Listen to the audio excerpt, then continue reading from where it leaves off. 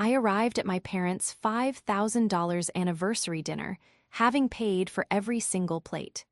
My brother, the golden child, raised his glass for a toast and humiliated me in front of everyone. So I left. They never saw the trap I had set with the manager. This is where my old life ended and my new one began. Make sure you're subscribed to see how it all unfolded. We're always curious. Where in the world are you all watching from today? Let us know in the comments. The crystal glass in my hand felt impossibly heavy, a small, cold weight in my suddenly clammy palm. I was sitting at the head of a long, mahogany table in the private dining room of El Ambrisi, a restaurant so exclusive it didn't so much as have a sign. Soft light from a modern chandelier glinted off the silver, and the low hum of polite conversation filled the air. This was it. This was the moment I had been working toward. "A toast," my father, Connor, announced, his voice booming with a false heartiness that always set my teeth on edge. He beamed at my mother, Paige, who was preening in a new dress, a dress I had paid for. To 40 years with this beautiful woman. 40 years of joy, family, and... He gestured around the room at the 20 assembled guests, a mix of old family friends and distant relatives. And to our wonderful children, Marcus and Hannah, for making this all possible. My stomach gave a hopeful little flutter. He said my name, he included me. I had arranged everything. The reservation, the custom menu, the wine pairings, the towering floral centerpiece. The bill, which I had pre-negotiated with the manager, was a staggering $5,000. It was an extravagant sum, but it was for their 40th anniversary. More than that, it was a gesture, a desperate, oversized plea to finally be seen by them. My brother Marcus stood up, raising his own glass. He had that easy, careless smile that had always charmed everyone, especially our parents. At 36, 2 years my junior, he still carried himself like the high school quarterback who expected the world to part for him. "To Mom and Dad," Marcus began, and the room quieted. "And to my big sister, Hannah." My breath caught. I looked at him, surprised and wary. He so rarely acknowledged me at these events, except to ask for a loan.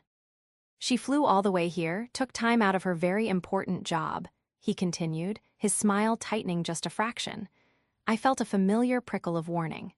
"And she was generous enough to foot the bill. I guess." He paused, sweeping his gaze across the opulent room, the plates of untouched amuse-bouche, the waiters standing by in crisp uniforms. "I guess even strays can pay sometimes." The words landed like stones in the quiet room.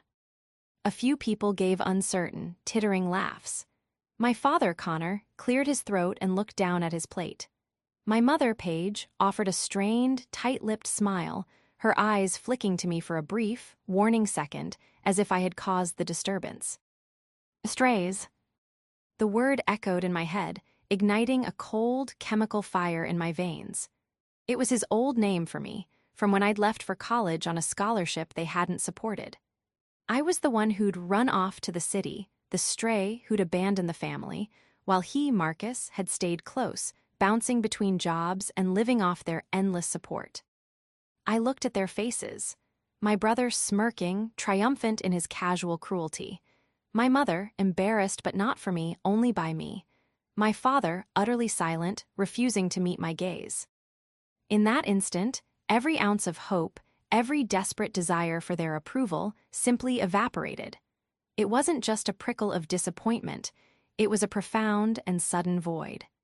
I had spent 38 years trying to fill a cup that was, I now realized, riddled with holes. I placed my champagne flute, untouched, back on the white linen.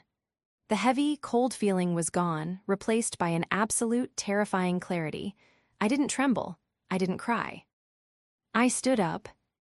My chair made a soft scraping sound on the polished floor. All eyes turned to me. Marcus's smirk wavered, replaced by confusion. "Hannah, sit down," my mother hissed, her smile frozen in place. Marcus was joking.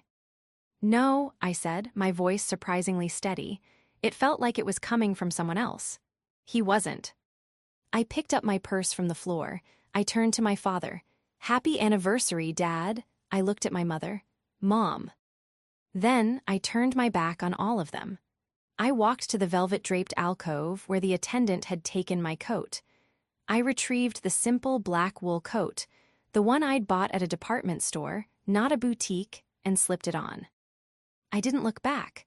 I walked past the startled waiters, through the main dining room, and out the heavy oak doors into the cold night air. The valet rushed forward, but I waved him off and kept walking. As I rounded the corner onto the main street, my phone began to buzz in my coat pocket. A text from Marcus. Wah. T is your problem. Get back here. You're embarrassing Mom. I ignored it. Another buzz, my mother. Hannah, this is not the time. Come back and apologize to your brother. I hailed a cab. As I climbed in, I felt a strange, hollow lightness. The driver asked where I was going. I gave him the name of my hotel. The cab pulled into traffic, and I watched the elegant, understated entrance of El Ambracy disappear behind me.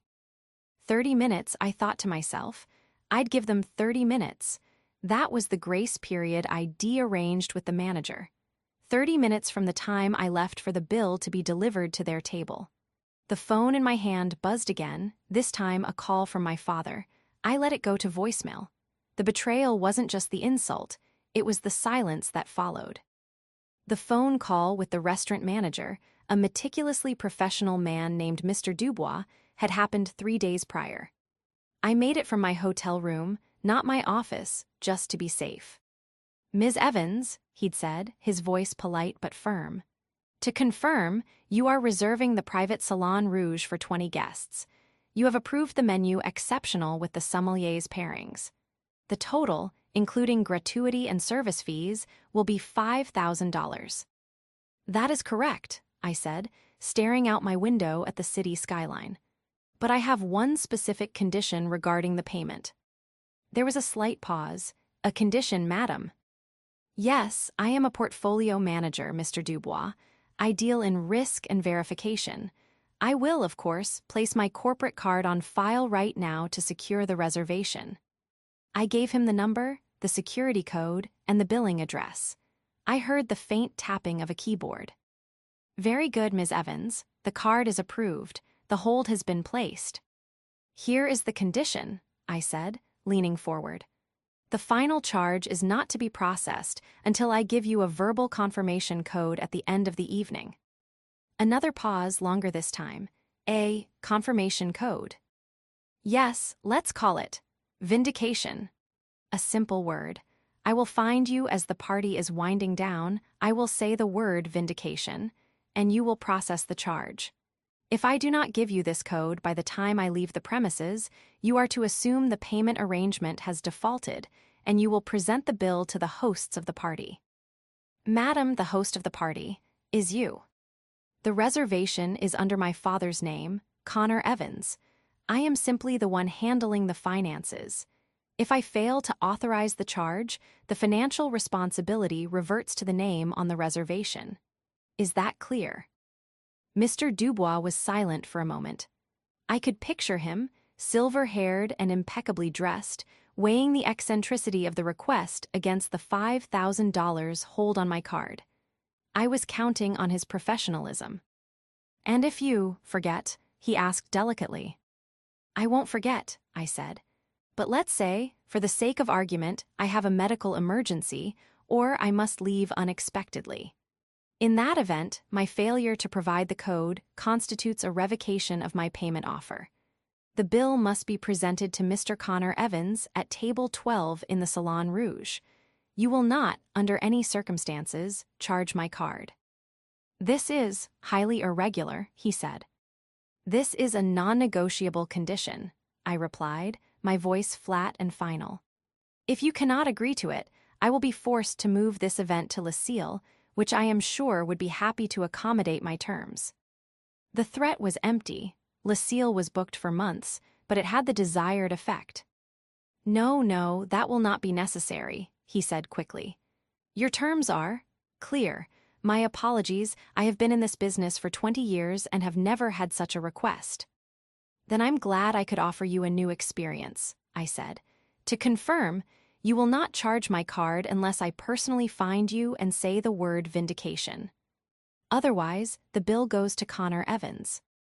Yes, madam, understood.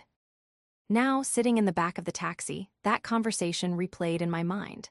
It had been a last-minute impulse, a nagging feeling of self-preservation. I justified it as a simple precaution. After all, the last time I'd paid for a family vacation, a trip to Hawaii they had all but demanded, Marcus had accidentally charged $2,000 worth of scuba lessons and spa treatments to my room, and my parents had refused to make him pay me back. "Don't make waves, Hannah," my mother had said. "You can afford it." That was the line that always followed me. You can afford it. Because I had been successful, because I had built a life for myself as a portfolio manager in a competitive firm, my wealth was seen as a public utility for the rest of the family.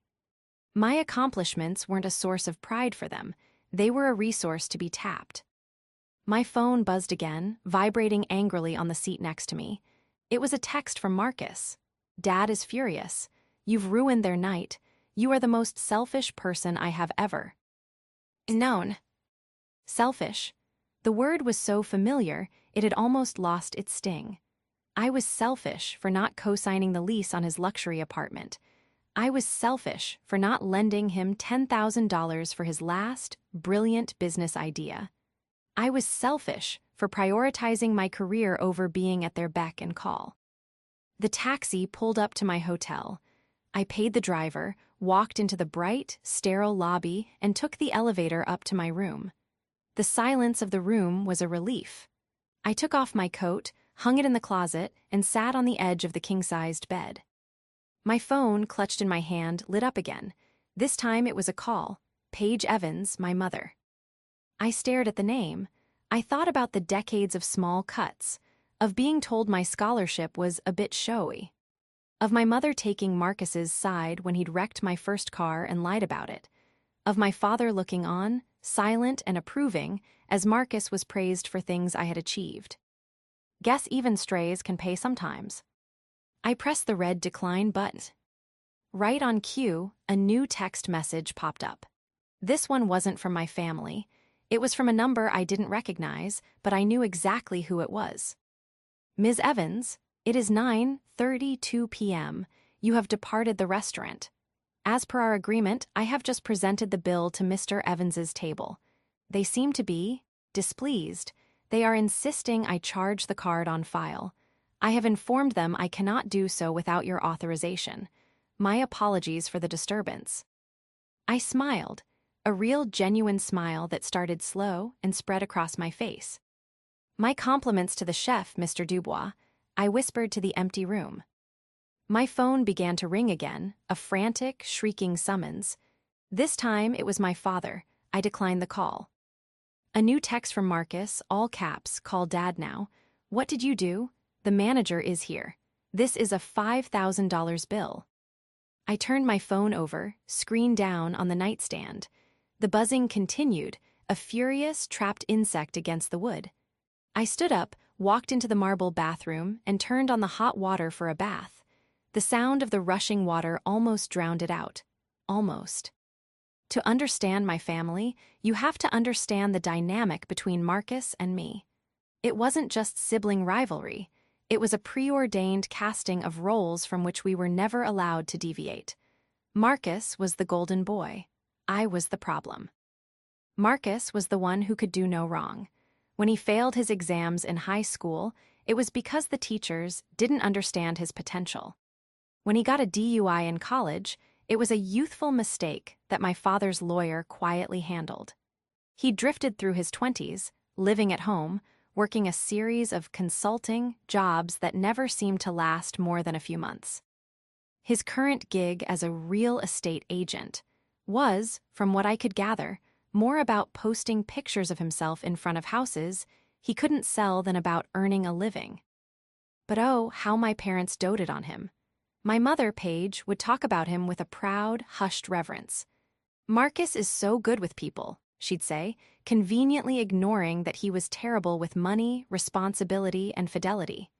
My father, Connor, saw him as an extension of himself, the son who'd stayed, the one who wasn't too good for his hometown.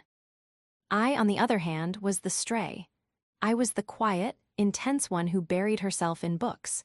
When I tested into an advanced program, my mother worried it would make me socially awkward. When I won a full academic scholarship to a prestigious university, my father had frowned. "Why do you need to go so far away?" he'd asked.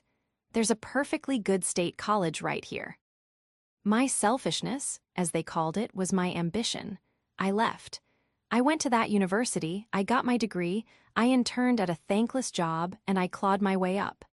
I became a portfolio manager at one of the city's top investment firms. I built a life, a career, and a net worth that eclipsed theirs. I had done everything they said a person should do to be successful. But in my family's eyes, this wasn't success. It was abandonment. My success was a rejection of them, of their values, of their quiet suburban life. And worse, it was a glaring spotlight on Marcus's failures. The more I achieved, the more they coddled him, and the more he resented me. My money was the only part of my life they seemed to respect, and even then, only as it benefited them. I'd paid to fix the roof on their house. I'd covered the down payment on Marcus's sensible new car, a BMW.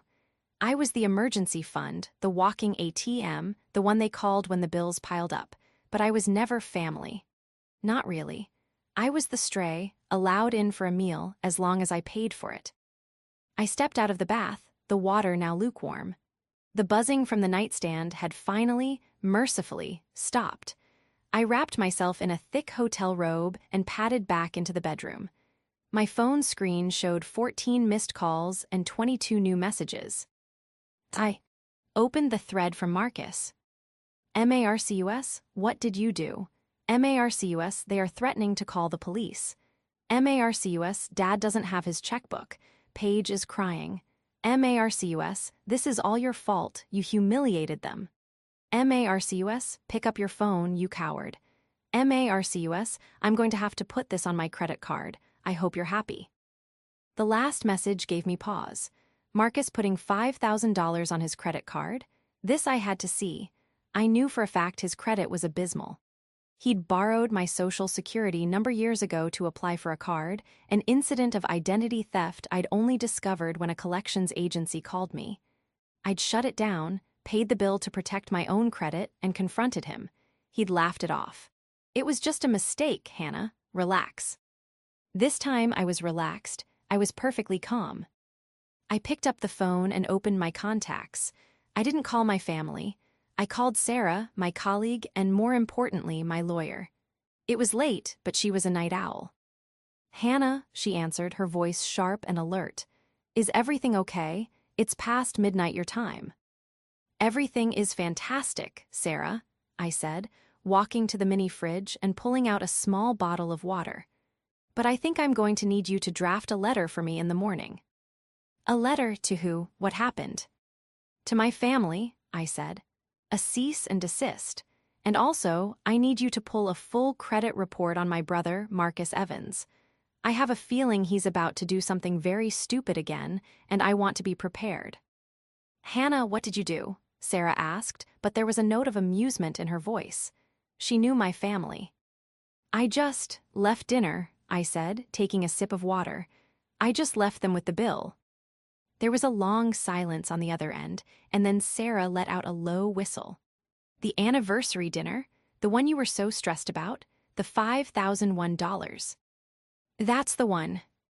"And you just left." "I just left," I confirmed. "So, about that credit report." "I'm on it," Sarah said. "Consider it done, and Hannah, welcome to the rest of your life." I hung up, feeling a weight I hadn't even realized I was carrying lift from my shoulders. The phone buzzed one last time. A text from my father, Connor. "Dad, I have never been more ashamed of you in my life. You are no daughter of mine." I read the words, "You are no daughter of mine." For 38 years, that sentence would have destroyed me. It would have sent me scrambling, apologizing, begging for forgiveness, writing a check to smooth things over. But tonight I just read it and I felt nothing. Nothing but the quiet, clean emptiness of a cage door swinging open. "Okay," I whispered. I set the phone back on the nightstand, screen down. I got into bed, pulled the covers up to my chin, and for the first time in as long as I could remember, I fell asleep instantly. The next morning, I woke up to silence. I had slept a deep, dreamless 8 hours. The sun was streaming through the curtains and my phone was dark. Sometime during the night, it had died. I felt a small pang of anxiety, the reflexive urge to check, to see the damage, to manage the fallout. I ignored it. Instead, I ordered room service. Coffee, eggs Benedict, and a side of fresh fruit. I took a long shower, letting the hot water sluice away the last remnants of the El Ambrisi. When I was dressed, I plugged in my phone and sipped my coffee while it booted up. The barrage was predictable, a wall of vitriol. Missed calls, angry voicemails, and texts ranging from threats to pleas. "Marcus, I had to pay. My card almost got declined. You owe me $5,000. I am not kidding, I'm calling a lawyer. PAIG, Hannah, darling, I think we all just got off on the wrong foot.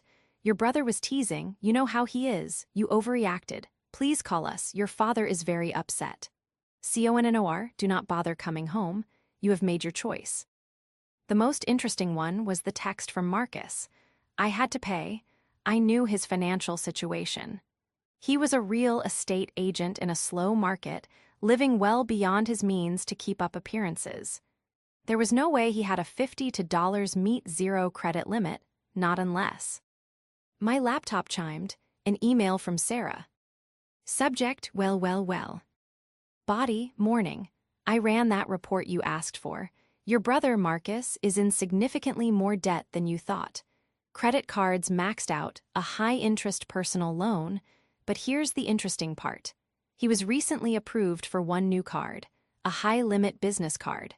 He got it by listing himself as a co-owner and officer of your parents' company. I stopped, my coffee cup halfway to my mouth. My parents' company? They didn't have a company. My father was retired from a mid-level management job at a paper company. My mother hadn't worked in 30 years. I typed back, "What company?" Sarah replied almost instantly. C&P Enterprises, LLC, formed 6 months ago. As far as I can tell, its only asset is their house. He must have had them sign the papers. Hannah, they put the family home into an LLC, and he is listed as the managing partner. The blood drained from my face. This was so much worse than I thought. This wasn't just petty jealousy and name-calling. This was fraud. Marcus hadn't just used their names. He had leveraged their only significant asset, the house I had helped them maintain, the house whose roof I had paid for, to fund his lifestyle. And he had just dropped $5,000 on that business card, likely a cash advance or a charge that would trigger an insane interest rate. This changed everything. This wasn't about a ruined dinner anymore. My parents were in real danger. My first instinct, the old, conditioned instinct, was to fix it. To call my father, to transfer the money, to clean up Marcus's mess before they lost their home. I put my head in my hands. The stray was about to save the farm, again. But then I thought about the text from my father. "You are no daughter of mine." I thought about my mother's placating voice. "You know how he is." They had made their choice. They had chosen the golden boy, the one who was, at this very moment, steering them directly off a financial cliff. My clever trap at the restaurant wasn't just about the $5,000 bill. I realized it now. The trap was the bill itself. It was a catalyst. It had forced Marcus to expose his hand. He had used a fraudulent card to pay a debt I was never supposed to leave behind. He had dug his own grave. The question was I going to pull him out? I called Sarah back. "He's using their house as collateral," I said, my voice shaking with a new kind of anger. It wasn't hurt anymore. It was a cold, sharp rage. "He's going to make them homeless." "It looks that way," Sarah said grimly. "The LLC agreement probably gives him broad powers. He can likely take out a business loan against the house's equity. That $5,000 charge is just the beginning." "What can I do?" "Legally, your parents are the victims. They would have to press charges against him for fraud. And we both know they won't do that." "No," I agreed. "They'll blame me. They'll say I forced him to do it by leaving the dinner." "Exactly," Sarah said. So what do you want to do? I looked out the hotel window. The city was busy, people moving with purpose, living their lives. My life, the one I had built, the one I refused to sacrifice on the altar of their dysfunction. I'm not going to fix it, I said, the words tasting strange and powerful. I'm not sending them a cent. Good, Sarah said, but you can protect yourself. And maybe, just maybe, you can give them a way to protect themselves if they ever wake up. How? We draft a document, Sarah said, her voice warming up, the lawyer in her sensing a strategy.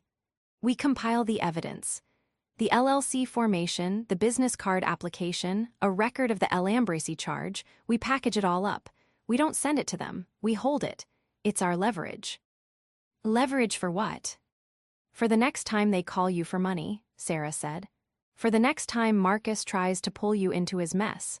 You'll have proof of what he's capable of. This isn't just a spat, Hannah, it's a legal shield. Okay, I said, my resolve hardening. Do it, get me everything. I had a new plan. I wasn't just walking away. I was building a fortress. The trap had been sprung, and it had caught a bigger predator than I'd intended. But I wasn't going to be the bait. I packed my suitcase, my mind clear. I had one more stop to make before I went to the airport. I was going to go see Mr. Dubois. I needed a copy of that receipt. The restaurant was quiet when I arrived just before the lunch service. The scent of fresh bread and lemon polish hung in the air. Mr. Dubois was at the host stand, reviewing a seating chart. He looked up as I approached, his expression perfectly neutral, but his eyes held a flicker of something. Recognition, pity. Ms. Evans, he said, inclining his head, I did not expect to see you. Mr. Dubois, I said, offering a small, professional smile. I apologize for the scene my family caused last night. It was not my intention to put you in such an awkward position. He gave a very slight, very Gallic shrug. In my 30 years, Ms. Evans, I have seen families implode over far less than a menu exceptional. It is not uncommon. I'm sure, I said. I am here because I need a favor. I require a copy of the final, itemized receipt from last night's dinner. Specifically, the one showing the method of payment. Mr. Dubois raised an eyebrow. That is a delicate request. The transaction was not with you. The transaction was fraudulent, I said, lowering my voice. The card used to pay that bill was a corporate card for an LLC.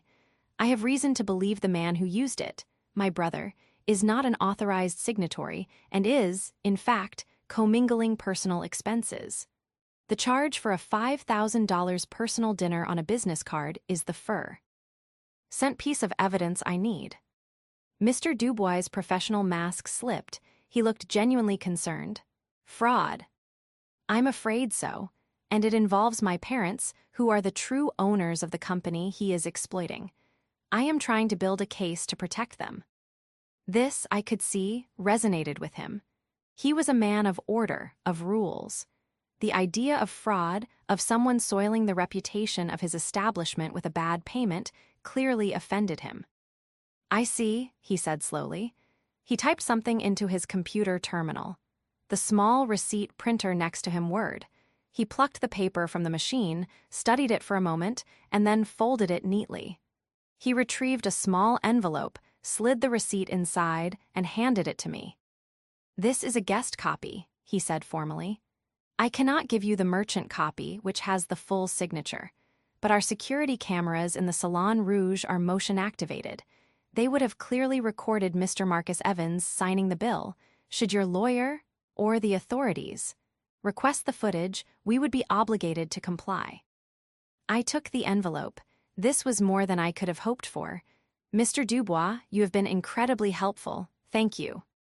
I am merely protecting the integrity of the transaction, Ms. Evans, he said.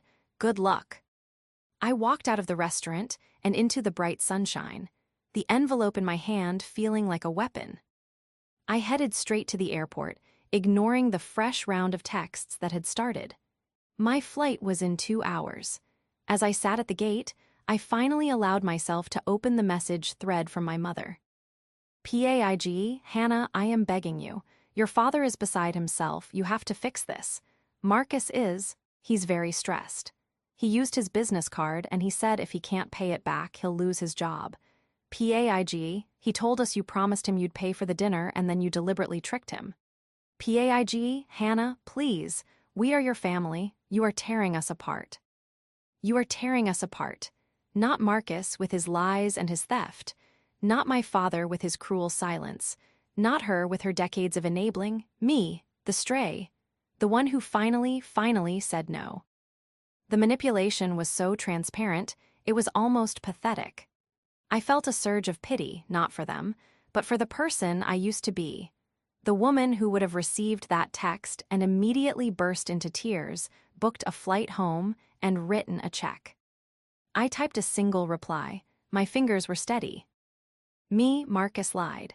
The card he used was from an LLC, C&P Enterprises, that he formed using your house as its only asset. He has been using your home as his personal bank.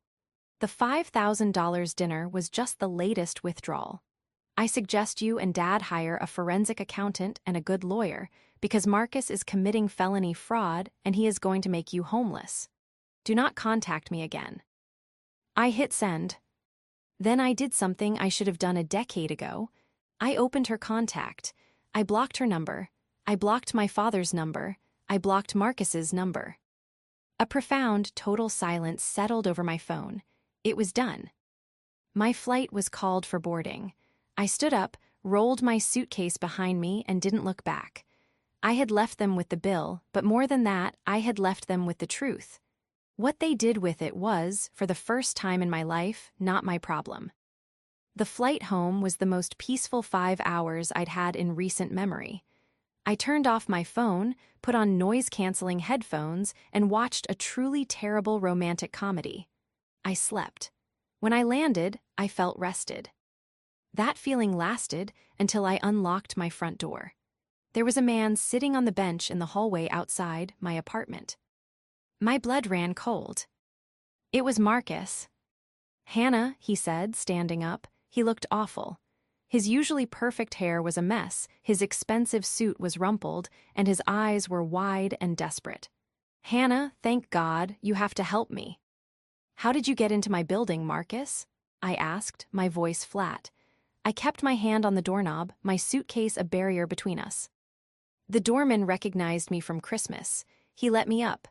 Listen, I don't have time. You have to call them. You have to call Mom and Dad. I have nothing to say to them. I have nothing to say to you. Get away from my door. No, you don't understand, he hissed, taking a step forward. I instinctively took a step back. Your text, that text, they listened to you, they went to the bank.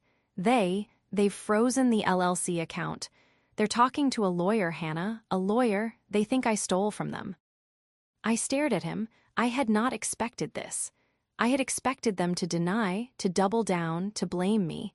I had underestimated the power of the word homeless. You did steal from them, Marcus, I said. It's called fraud, leveraging their only asset for your personal use. It was just to get me started, he insisted, his voice cracking. The real estate market is tough. I was going to pay it all. Back in that dinner. That was your fault. You set me up. You knew I'd have to pay. I knew no such thing. I knew that I was no longer paying. The consequences of your own arrogance are on you. Now leave. I can't, he cried, and he actually slumped against the wall. Hannah, please, the bank. They called the loan. Because of the fraudulent activity, the $5,000 charge. They want the full amount or they're starting foreclosure proceedings. On the house. Mom and Dad's house. My stomach lurched.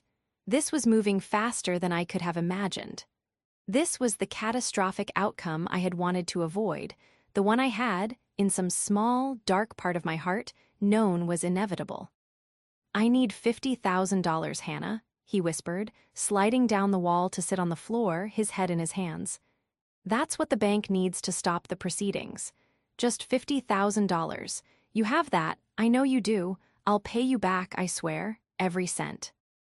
I looked down at him, this broken, pathetic man who had, just 24 hours ago, stood in a $5,000 room and called me a stray.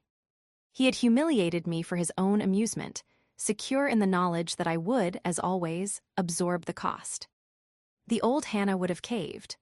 The old Hannah would have seen her parents' home on the line and signed the check just to make the problem go away. But the old Hannah was gone. "No," I said. He snapped his head up.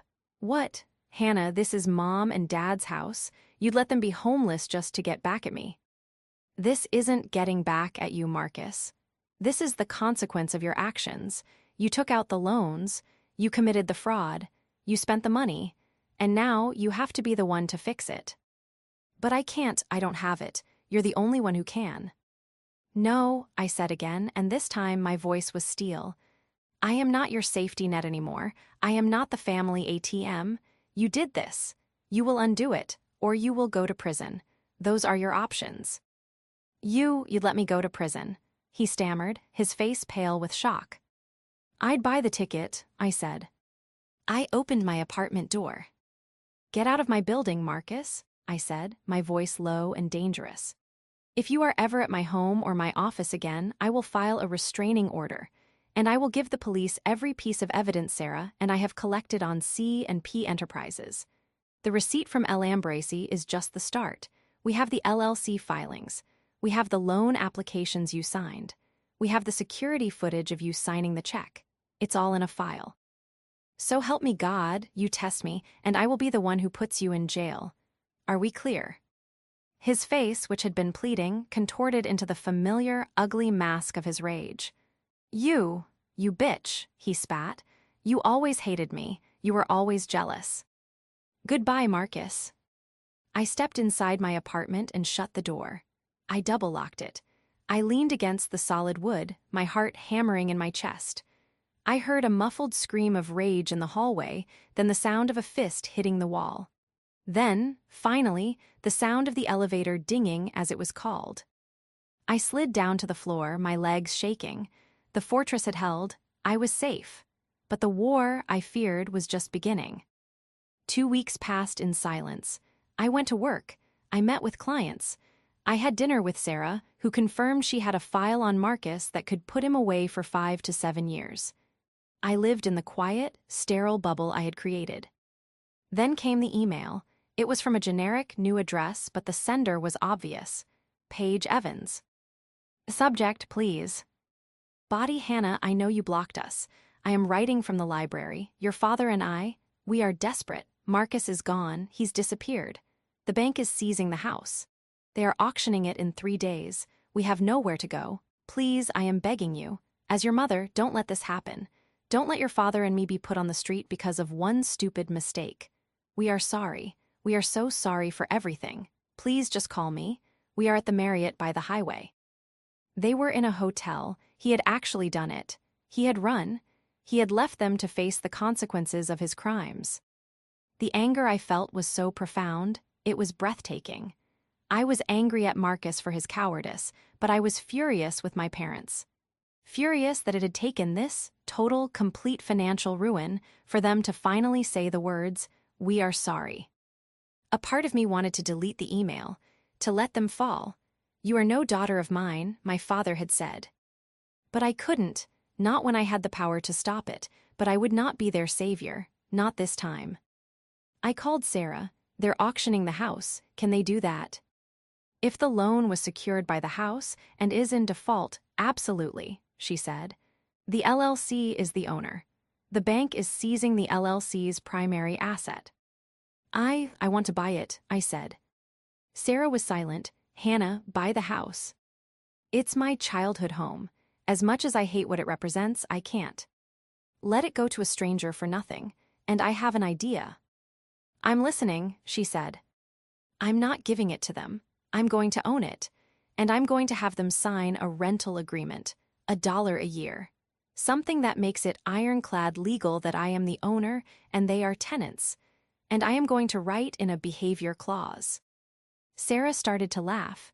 A behavior clause? Oh, you are my favorite client. What's it going to say? That I am not to be held liable for any of Marcus's debts, that they are not to give him money or shelter him, If they break the lease, they're out.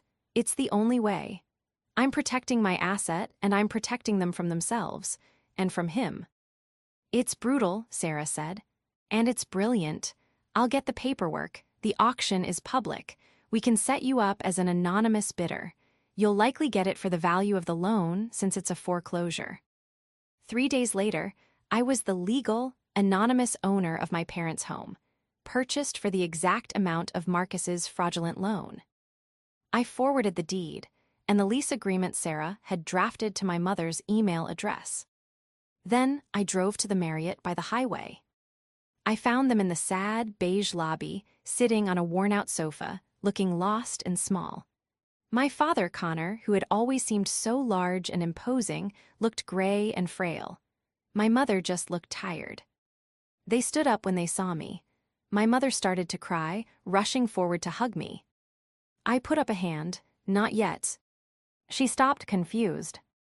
I'm not here to absolve you, I said, my voice echoing slightly in the empty lobby. I'm here to make a business proposition. Did you get my email? Paige nodded, wiping her eyes. You bought the house. I bought the house, I confirmed. It is now my property. I have stopped the auction. The bank is paid. The debt is gone. My father stepped forward, his face working. Hannah, I don't know what to say. We treated you.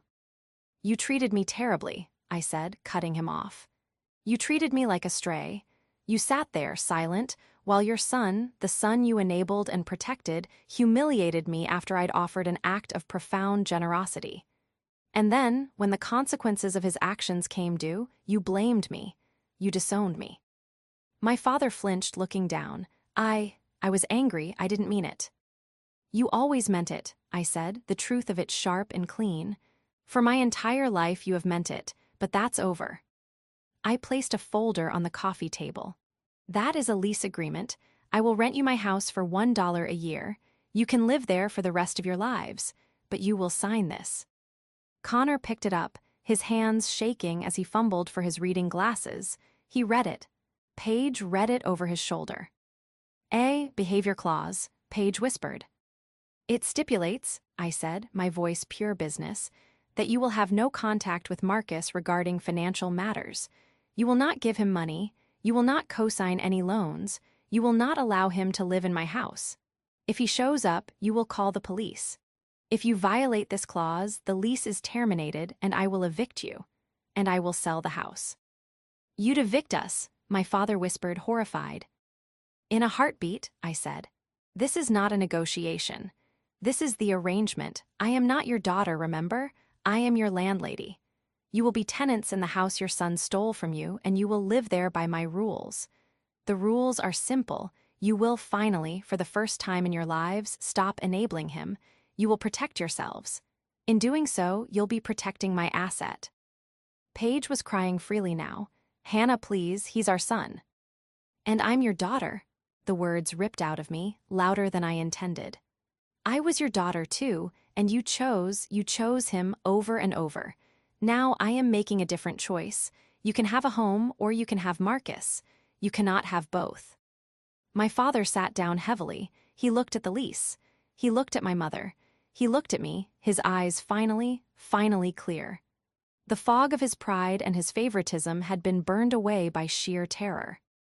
He took the pen from the hotel desk. Where do I sign? It's been a year. My parents signed the lease. I paid to have the locks on the house changed, and I installed a security system which I monitor. They moved back in. Our relationship is quiet. We don't have holidays. We don't have long, chatty phone calls. I get a text from my mother once a week. All quiet here. Hope you are well. I reply, I am, take care. It's sterile, it's businesslike, but it's honest. For the first time, our relationship is built on a foundation of truth, not on a toxic quicksand of expectation and resentment. They are, for all intents and purposes, my tenants, and they have been very good tenants. The behavior clause was tested once. 6 months ago, Marcus, who I'd heard was living out of his car, showed up on their due. Our step, I saw him on the security camera feed. He was banging on the door, screaming, demanding they let him in. I watched, my heart in my throat, as my father opened the door. He stood in the doorway, blocking it. I couldn't hear the audio, but I saw him shake his head. I saw him point to the street. I saw Marcus push him, and I saw my father push back. And then I saw my mother, Paige, standing behind him, holding the phone to her ear. 2 minutes later, a police car rolled up the street. Marcus saw it, screamed one last thing at them, and ran to his car. He was gone before they got to the house. My phone buzzed, a text from my mother, "We did it. We are fine, he's gone." I text back, "I saw, I'm proud of you." It was the first time I had ever said that to them. As for Marcus, his life continued its downward spiral. After the police incident, he was arrested a few counties over for trying to pull a credit card scam. With no family to bail him out, no high-powered lawyer from Dad, he took a plea deal. He's serving 18 months in a state facility. I sometimes wonder if, in the end, it's the most stable housing he's had in years. I went to El Ambrosy last week, not for a family dinner. I took my team, the people who actually work for me and respect me, to celebrate a successful quarter. Mr. Dubois spotted me as I was leaving. He came over, a small, genuine smile on his face. "Ms. Evans," he said, shaking my hand. "A pleasure to have you back, a much calmer evening, I trust." "Much calmer, Mr. Dubois," I said, smiling back. "And may I say, the bill was worth every penny." As I left the restaurant, I didn't feel the need to look over my shoulder. I didn't check my phone for angry texts. The air was cold, but I had my own coat and I knew exactly where I was going. I was going home to a life I had built, a life I had paid for, and a life that was, finally, entirely my own. The balance sheet was clear. The debts were paid, and I was no longer astray.